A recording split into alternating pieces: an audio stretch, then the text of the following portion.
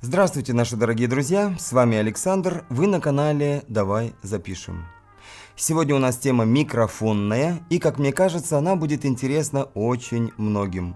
А все потому, что отважились мы, наконец, на еще одно чудесное приобретение с AliExpress. Вот оно, студийный конденсаторный микрофон ISK BM800. Начинаем.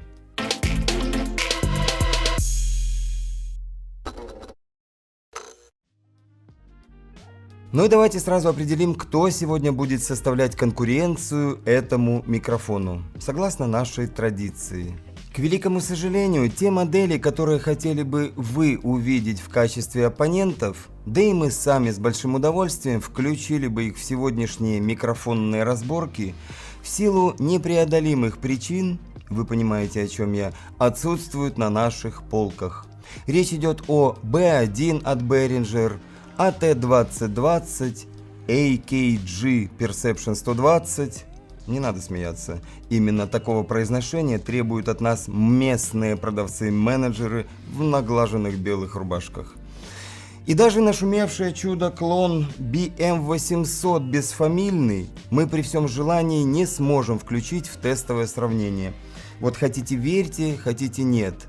Но после 4 раз использования он просто сказал: «Все, пацаны, больше не могу». И реально сдох. В итоге, в противовес 800-му ISK мы можем поставить сегодня лишь только SE Electronics X1A.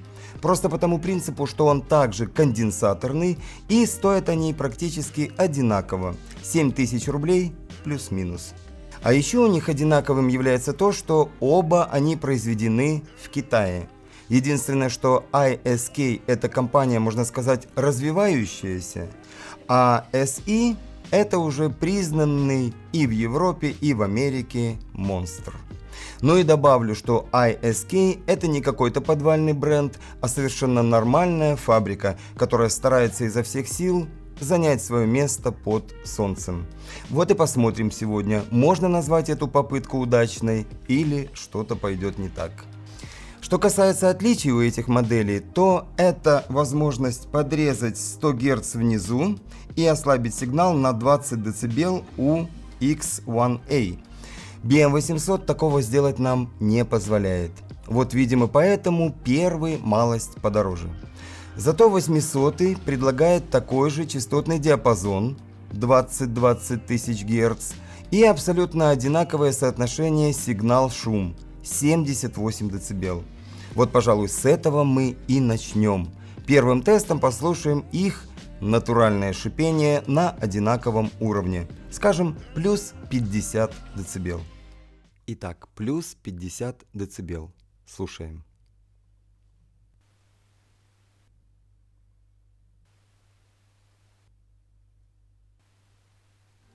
Услышали? А теперь поговорим и попоем в эти микрофоны, после чего сделаем некие выводы. Электретный или конденсаторный микрофон. Какое из этих устройств заслуживает большего внимания? Выбор конкретного решения зависит от предполагаемого использования микрофона и вашего бюджета. Несомненно, электретные микрофоны дешевле емкостных моделей, но по качеству последние выигрывают. Если микрофон приобретается для профессионального применения, например, для записи вокала или записи акустических инструментов, стоит обратиться к емкостной модели, то есть к конденсаторному микрофону. Для любительских применений дома или в компании может быть достаточно электретных. Они прекрасно работают как компьютерный или конференц-микрофон. Не жалея ни о чем, я тебя не жду назад. Я серебряным песком замету дорожку в сад.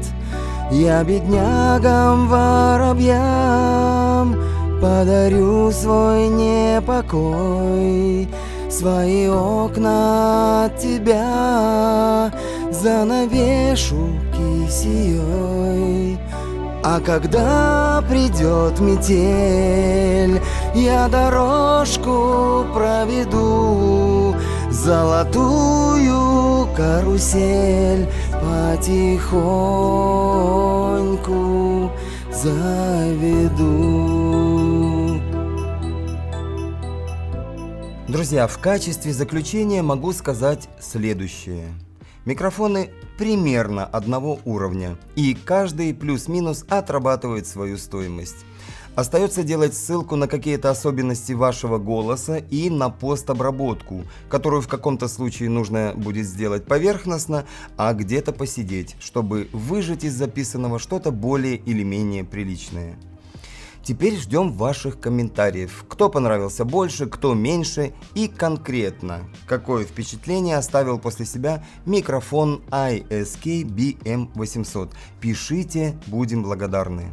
И вот на этом все. Спасибо, что смотрите нас, и до новых встреч. Сказал, тут нехорошо, непреодолимых, неопродолимых каких-то получилось. Угу. Так, сейчас вклинюсь куда-нибудь. И до новых встреч. Так, давай, да. Сразу сделаем этот подсъем, пока Да. они на столе стоят. Он Так, тут